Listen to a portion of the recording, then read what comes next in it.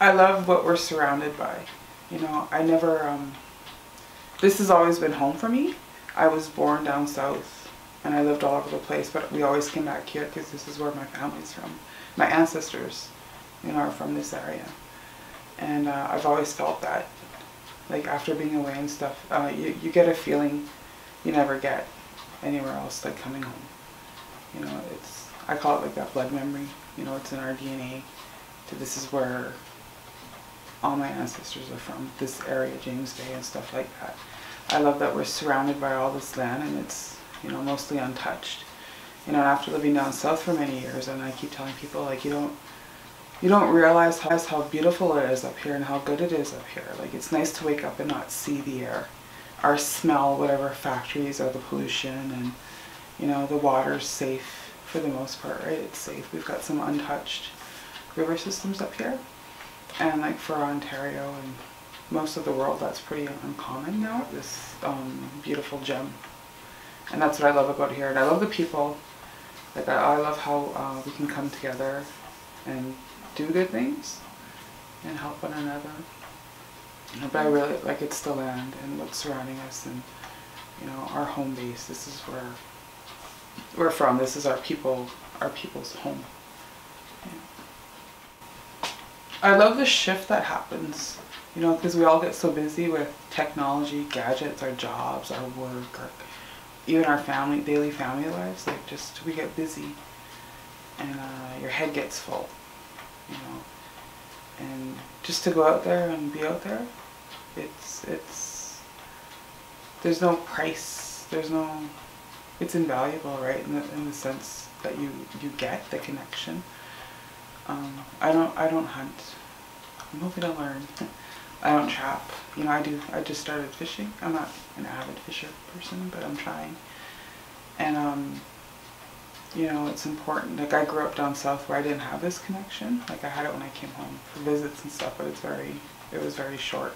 And we didn't go out on the land. You know, we came up here to visit our family on the island. And I always felt there was a sense of something missing, you know.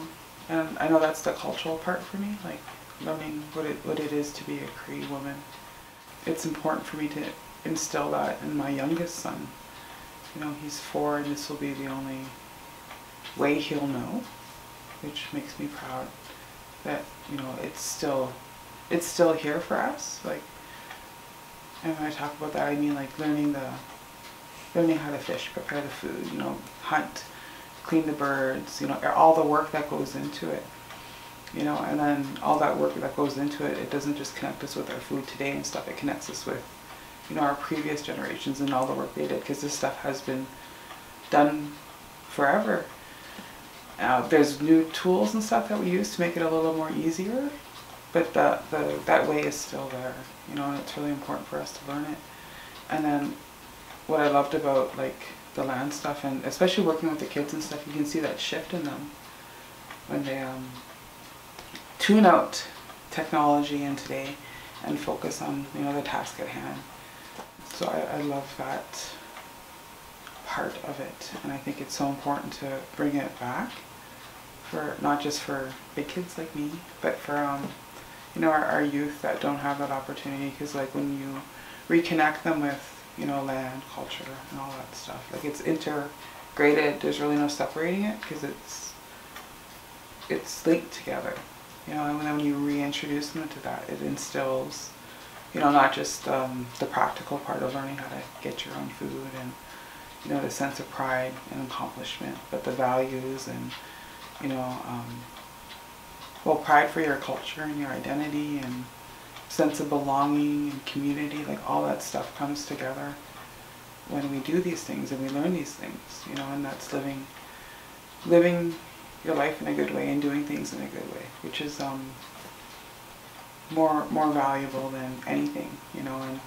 And it's not just, you know, the sense of good that I get from doing this stuff and learning this stuff, but it's, you know, respecting the ones that have gone on before us, like our ancestors, by continuing this and reteaching it as it should be, as it should have been taught, you know, because there's a gap for a lot of our people across Canada you know, with the colonization and all that stuff. So to bring that back and give that opportunity again, it's good. And like I said, it's not just good for us and the ones before us, but it's good for the little ones too, like for them to learn it, you know, from the get-go.